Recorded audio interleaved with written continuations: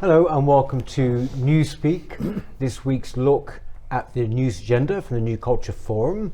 I am joined, as usual, by Rafe Heydel-Mankoo, Senior Fellow and Historian and World Commentator, and indeed a guest that we're very pleased to have back, Alp Mehmet, who is Chairman of Migration Watch.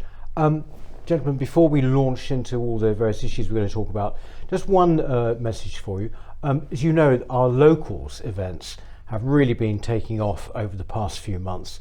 We have another one. We have one in Reading this week, but next week we have another one in Norwich. That's on Saturday, the 8th of July. Saturday, the 8th of July in Norwich. If you're in Norwich or Norfolk, or even if you're not, please do join us. The best way to do that is to express your interest by email to events@newcultureforum.org.uk, events@newcultureforum.org.uk, and then we will send you details of times and venues. They're proving to be very popular. People are meeting each other, often, mostly in fact, for the first time, and it's a great way of meeting like-minded spirits. So please do join us next Saturday. In the meantime, well, first of all, today, indeed, we've had a ruling in the courts about the government's Rwanda migration policy. We're going to be discussing that. We're also going to be discussing the completely unconnected issue of the housing crisis. Well, in fact, that's what the mainstream media would have you think, but I think that we're going to find a few connections there. And finally, of course, we've got cricket. It's the latest British institution to be in the dock for racism.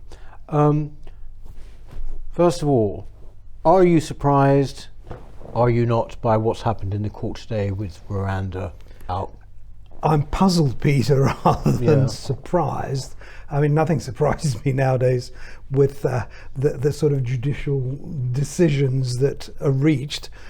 Who knows?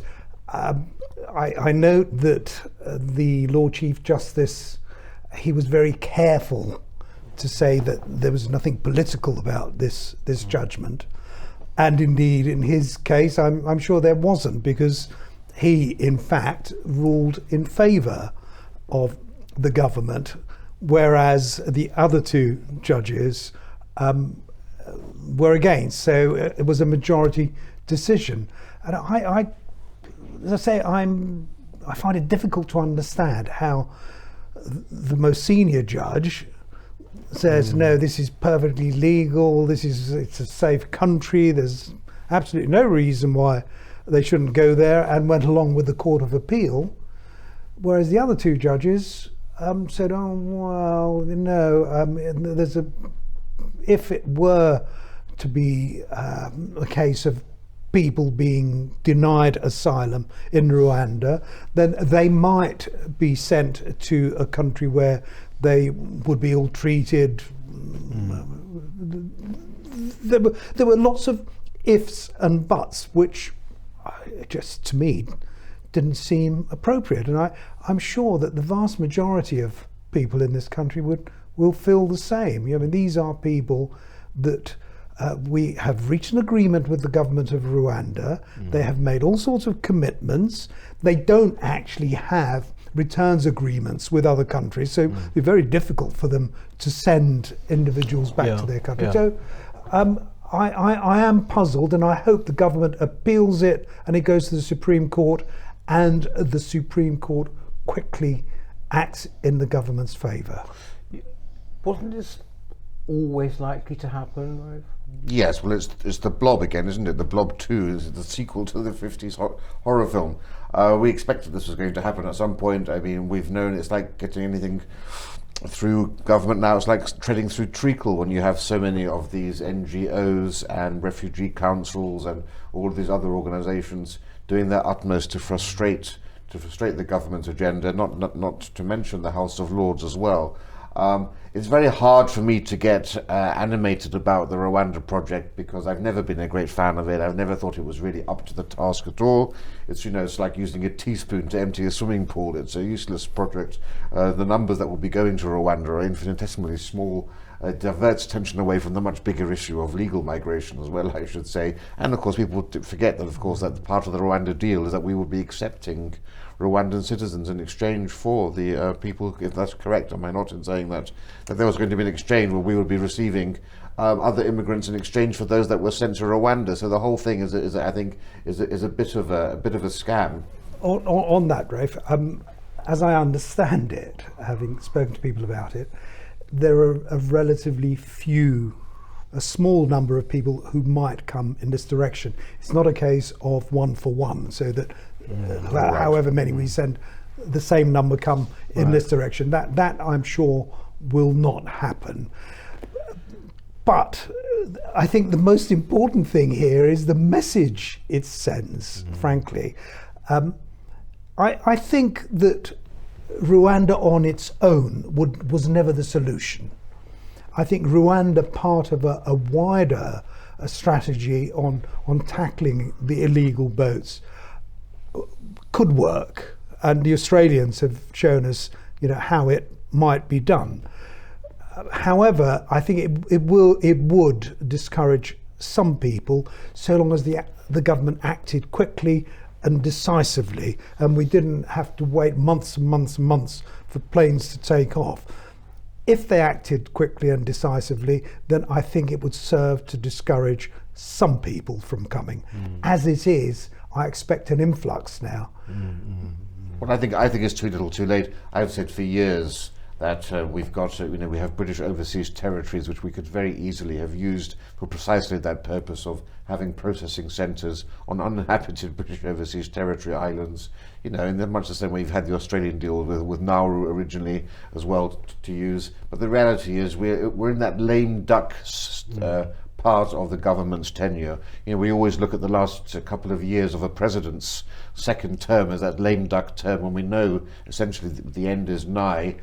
With British politics, we never really had that until a Prime Minister would announce when he planned to resign. But everyone now is so convinced that the Tories will not win at the next election that essentially we're just counting down the clock to when this finishes, because by the time this will go before the Supreme Court, which we assume it will be challenged and go to the Supreme Court, and a decision is made, there's really going to be very little time for any of this to have any chance of having any possible effect. I'm not at all encouraged by it. I mean, if we want to get serious, we've had a long time. We've had 13 years, remember, to get serious. We've had 26 years since Tony Blair was elected. 50% has been under Labour and 50% under the Tories. Yes. It's not rocket science. As one French politician said very recently, if you want people to stop coming to Britain, make it less attractive than France. One of the great ways you do that is you cut benefits in half, as the Danes have done, in order to ensure that people don't get the handouts that they're currently getting, but also crack down on the black market. One of the great attractions of Britain and London is that immigrants can disappear into illegal employment to a far greater degree than they can in France, which does crack down on this.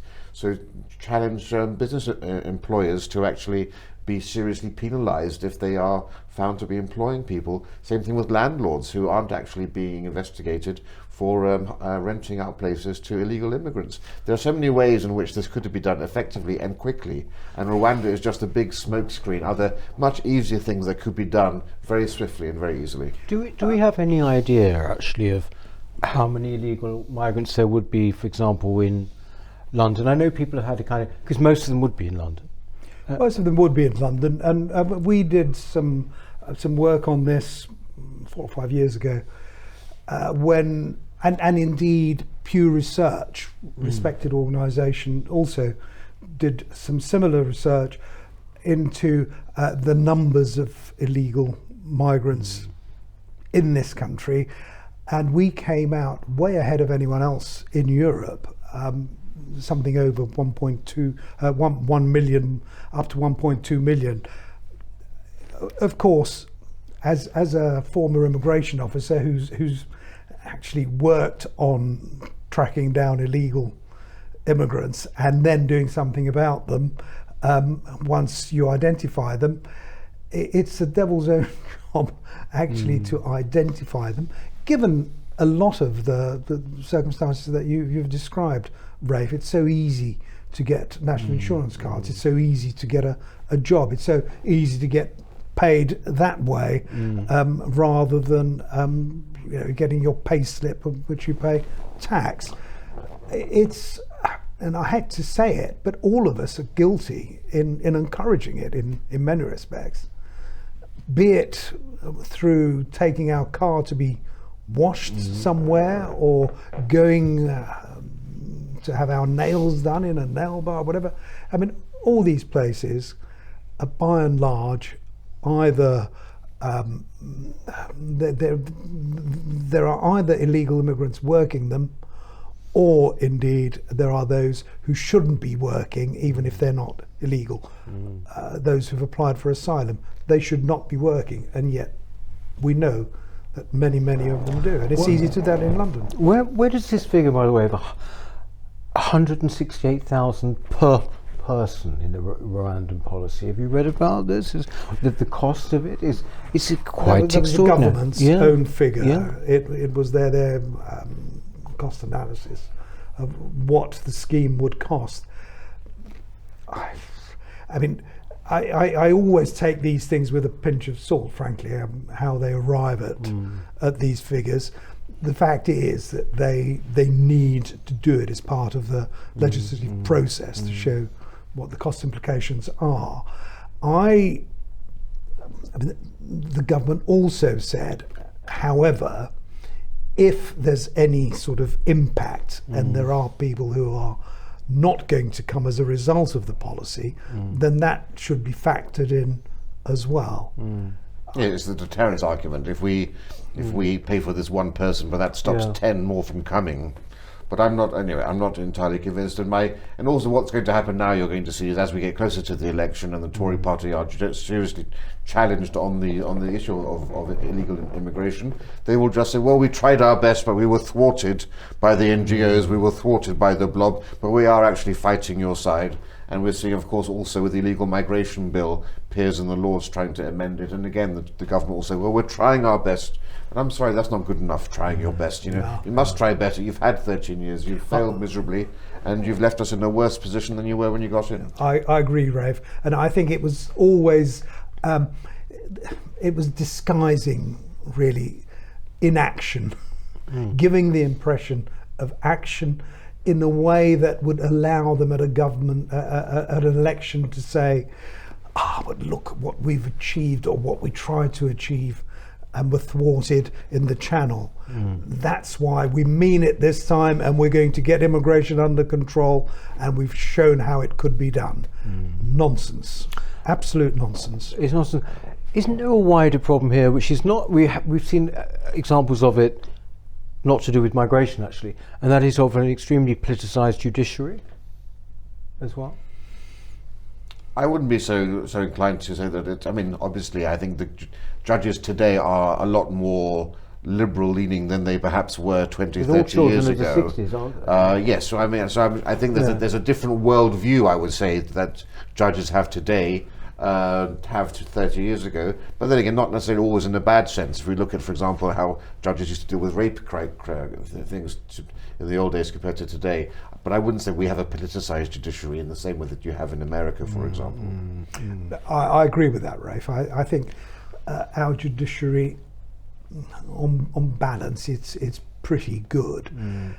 It's really the circumstances that we've created, really, that they are functioning in, and that, I'm afraid, lends itself to a lot of progressivism in a way that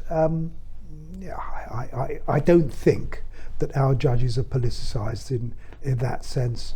However, they also reflect the thinking of what Matthew Goodwin has described as the new elite. Yes.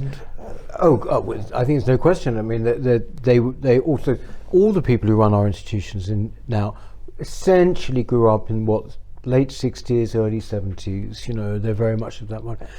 The very same people, by the way, and also in broadcasting, never like to talk about issues in relation to migration, where basically I see almost every issue now as being affected by migration. I don't see how you can deny it. And one of those is, in fact, housing, and I mean, housing bubbles away, and you still have to have these kind of phantom arguments, don't you? Phantom sort of discussions where you can't mention, or people don't want to mention, what seems to be the overriding factor, which is like 8 million people in 15, 20 years. Yes, I mean, there's an article by Lionel Shriver in this week's Spectator where she touches on this. I mean, 20 years ago, I remember raising the issue of immigration and housing. And I remember the response that I got 20 years ago. That really was beyond the pale to even mention it. Now we can have more discussions about it, although Lionel Shriver says she was met with gasps of horror when she tried to link the housing crisis with immigration. I mean, it is simple mathematics. Migration Watch have done a great deal of study on this recently, looking at birth rates and so forth, and how that's what traditionally governments used to be able to plan infrastructure development, including housing. But when you have unparalleled levels of immigration, we now know that over half of the social housing in London is occupied by recent immigrants who've arrived here. It's essentially it's a hiding to nothing when you look at the progressive pledges to build 300,000 homes a year, which is the bare minimum you need to do just to keep up with immigration, let alone the natural need to replace existing housing stock. But they're not even meeting those pledge levels. But it's not just about the typical idea of an immigrant who comes over, it's also about the type of housing that's being built. So in London, for example, most of the housing is housing designed for professional couples. 1 or 2 bedroom apartments are being built. These are appealing to the rich elites. Now, where I live at Battersea Power Station, I was invited to the launch of one of their huge developments, and I went there, and 3/4 of the development was sold off plan to people in Asia and the Middle East and Russia and elsewhere before they were even offered to the British public. So the mayor can come forward every year and say, well, we've built 300,000 apartments. Well, yes, firstly, there are no British families able to live in small apartments. There are no houses being built, so the British population are being expelled to the extremities. But secondly, these are not houses for British people. These are Swiss bank, these are safety deposit boxes in the sky, essentially. Yes, they're not family homes in any shape or form. No, and that, I mean, it's not just housing. I suppose it's dwellings rather than houses, because you don't need in every structure, in every building that goes up, to cater for 2.4 families or whatever it is. The fact is that there will be some families larger, there will be single parent families, there will be individuals. So you really, what you need to look at is the head of household, if we can call them that, the main reference person. When you look at that and you consider immigration flows, the fact is that most family units or most groups of people are headed, about half of them actually, are going to be headed by a non-UK born reference person. So it's easy to see how immigration impacts on the need for housing. And as Rafe says, at the moment, we're not even building sufficient numbers to cater for those who are still not here and will certainly come here given half a chance. So what we're talking about really is that, it's an impossible task, actually. Well, I think in terms of the numbers that you recently came out with at Migration Watch, I mean, there are approximately 3 million houses in London. Now, you said that there would need to be 15 or 16 Birminghams built, but that's equivalent to 2 or 3 Londons. Indeed. London is the size of Wales and Scotland combined. Indeed. Over what time period are we? Over the next 25 years. Yeah. I mean that, given that we are already 5 million, I can't remember the exact figure, we are millions of dwellings short of what we need now. And here we are talking about adding to the just need. Insanity. I mean, what is the figure? You put a figure, I think, would it be for 2046, I've got that right in mind, of how much the population will be? Current rate? At 600,000 net i.e. migration, like now, it would be 83 million. 83 million. And that's at a lower reproductive rate. Because we have been forecast for some time to overtake Germany in the near future as the world's most populous, as Europe's most populous nation. Indeed, yes. After Turkey, I think. No, it is quite small. Just one thing before we move on. With this thing about the non-UK heads of families in council, what we call council housing, social housing, that I assume is because what is considered to be the greatest need, right, is the main criteria, not your local connection in the area. Although I did read that the government is aiming to change that recently. I mean, but I don't see that. How can that even be enforced in somewhere like, say, like London? How can it be enforced even? With a mayor like Sadiq Yes, exactly. It goes right against all of it. It's all basically the world. We want the world here. I think he even said this recently. I mean, as well as saying that London is, built by migrants and refugees. Anyway, let's not go there because it's a whole different argument. Want to talk finally about the latest of our great institutions. Basically, you can pick whichever one you want now. The latest one is cricket to come under the hammer for horrific racism. Do you think cricket is racist? Of course it's not. Well, this was such a predictable and depressing story. You've got a cricket tie. This was this was a report issued by the Cricket Equity Commission. Just the very inclusion of the word equity in such a commission, following on recent claims raised by some players that they've experienced racism within cricket. And this report was quite an outrageous report, full of all of the woke buzzwords. Says that cricket is institutionally racist, that it's elitist, that it's sexist, and that, the cisgendered, able-bodied men are the type K men, they're called, and they're holding cricket Type back. K? Type K men is what they refer to as cisgendered, white, able-bodied, middle-aged men are holding cricket back.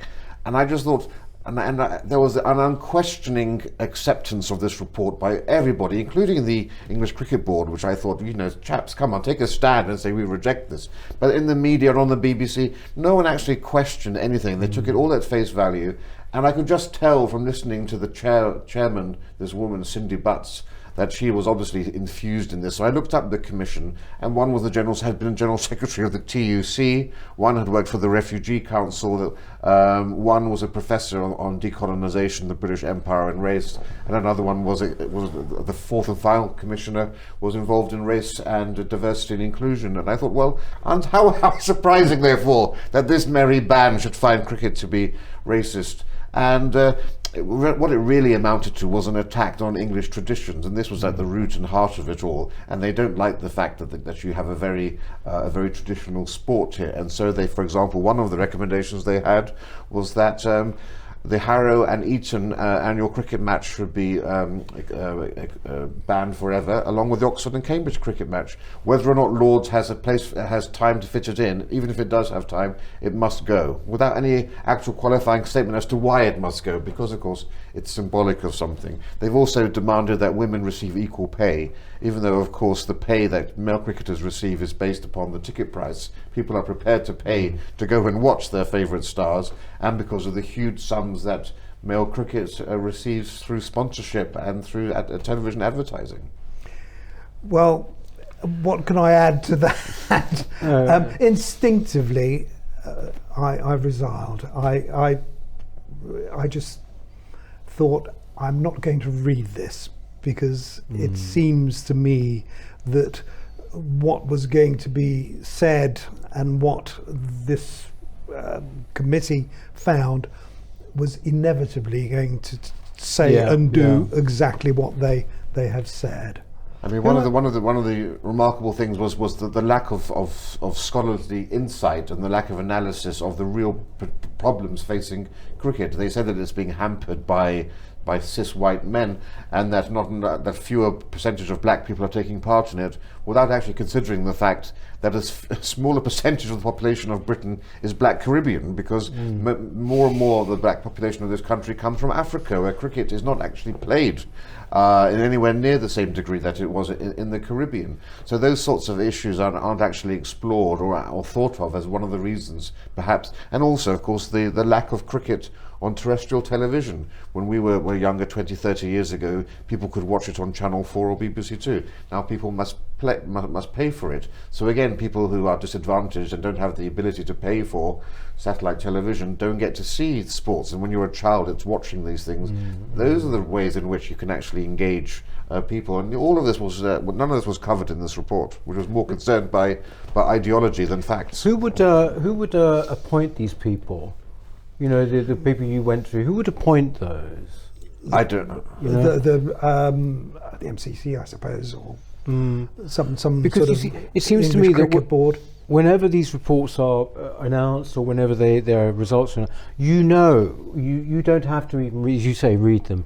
You know what the conclusion is going to be, particularly this word institutional racism, which basically gets you off the hook. You don't have to prove a thing. If you say something is institutionally racist, you don't have to prove it. You can't prove it. It's something in the air, do you know, you can't prove it. But it seems to me that it's anything English. I mean, when I sort of saw this, I don't even like cricket. I'm bored to death by it, right? But I sort of thought of the proms, you know, for many years ago, you might remember, not just the last night, but the proms as a thing. They said basically it's full of hideously white faces, the audience. The implication of this is that somehow or other racism immediately is the reason. It can't be any other reason. If there aren't any black or Asian people there, it must be the reason. Oh yes, and it's clearly an attack on Englishness. I mean, one of those defining images of England is the sound of leather on willow on an English green. Yes. Gentlemen in their whites, you know, chapped in blazers, standing on the side drinking warm pints of beer. Now that is an antithesis to all that these people stand for. And you saw it in one of the phrases in the report said that those cis white gendered, you know, able-bodied males who don't like loud music at cricket matches are holding it back. Now that's not clearly revealing of the actual motivations of the people writing the report, I think. Exactly. I've only caught snippets of it. So I haven't read the report, and I'm not going to read the report, frankly, because. But it is really how you've described it, Peter. It's a way of undermining, of eroding the foundations that this society is actually built on. And that, I suppose, that if you're going to impose something that you feel is more appropriate and a more appropriate way of life, then you've got to destroy what is there in order to be able to do that. And this seems to me what is happening, and this is another example of that sort of denigration and destruction of foundations that we are I mean, was there anybody on that report? Well, no, because you've just told us, who actually was from cricket or liked cricket even? Oh yes, there was a cricket player, but he was somebody who had a very famous cricket chap, a Muslim chap. But of course, once you look into his biography, he had volunteered for the Refugee Council, and he came from a very particular political viewpoint as well. But I think what you're saying is precisely right, because I'm not a cricket expert, but there is apparently, from reading all of this stuff, there is a code. There's a gentlemanly code of conduct of cricket, which is very famous. Oh, yes. It's an MCC sort of. All over the world, you will hear cricketers say, "Oh, that's not cricket." Yes, well, exactly, that's not cricket. But there are a specific set of rules which are sworn to a gentlemanly agreement, and that's one of the things that they have said that they want to have replaced by this diversity and inclusion and equity state policy. And there we can see the traditional gentlemanly code being supplanted by the new ideology. This now must be the sacred text from which you will all read. There is actually another way possibly of looking at it, by way of conclusion, is you could wrap all of the issues we talked about today up, and you could say that in fact this is inevitable when you get a huge demographic change, that in fact in a way, it doesn't matter who's actually pushing it on by writing the reports. Essentially, when you get new cultures in such numbers, there will be less interest in what was once the indigenous culture. It will eventually kind of go. Yes, although you do have India and Pakistan being the world's two That's greatest true, cricket players. Yes. But, so I think here is ideology for once perhaps that's trumping. And they revere institutions like Lords, Yes. and the Oval, and Yes. Edgbaston, Yes. and you name it, and wherever you are in the world where there's cricket. I mean, these are the sort of institutions that they look at to try and emulate, and people want to be like the cricketers of old in this country, Yes. not just in this country, but in the Caribbean as well, and Yes. in India, Pakistan, South Africa, Australia, where cricket is played. I mean, all of them, the great cricketers, are revered, and a lot of them are West Indian. Yes. Well, I mean, I don't know, but next week it'll be something else, won't it? I mean, it'll be we'll be sitting here discussing. Until there's nothing Peter, left. but before we finish, Yeah. or before you wrap up, can I just have a plug for my petition, please? Oh, of course, go ahead. Well, Of course, I have already You mentioned have, it on thank- Twitter. No, you go ahead Thank and do you. it, please. But what I would like, please, cutimmigration.com, www.cutimmigration.com. Go there and sign our petition. We really have to send the strongest possible message to the government that the people, ordinary people, want immigration reduced, preferably to under 100,000. No more. Net migration, that is. Thank you. Great. Thank you very, very much indeed. Alp, thank you for coming on. Rafe, thank you. Pleasure. And we shall see you next time. And don't also forget to sign the petition. And don't forget to join us if you want in Norwich. Bye-bye. Hello. If you're enjoying the New Culture Forum channel and you believe in our mission, may I invite you to join our membership scheme at the link below or on our website, newcultureforum.org.uk. Our work is more important now than ever, and we have great plans ahead for the future, but we can't do it without your support. From as little as £3 per month, you can help ensure that we continue on our mission. As a member, you'll receive a range of benefits, including access to exclusive content, invitations to our private events, including here at our studios, free copies of our books, and much, much more, including, of course, our famous NCF mug. If you aren't able to become a member, then please help us by clicking this button and subscribing to our channel. It's completely free. Just remember to also click the bell icon so that you can get notifications when we post new videos. Thank you.